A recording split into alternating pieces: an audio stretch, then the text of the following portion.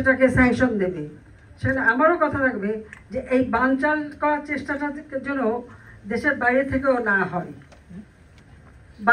দেশের বাইরের থেকেও যদি হয় তো বাংলাদেশের মানুষও স্যাংশন দিয়ে দেবে, সেটাও মাথায় রাখতে হবে। আমি এটাও দেখতে চাই যে বাইরের থেকে যদি নির্বাচন বানচাল করার চেষ্টা না করা হয়। কারণ আমার ভোট আমি দেবো, যাকে খুশি তাকে দেবো, এই স্লোগান আমার দেওয়া, আর আমরা সেটা প্রতিষ্ঠিত করেছি।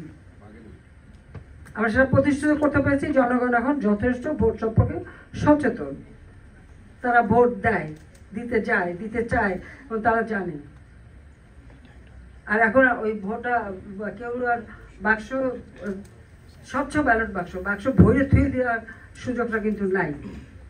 আর ফলস ভোট দেবে ছবি সহ ভোটার তালিকা, এগুলি এই সংস্কার করা।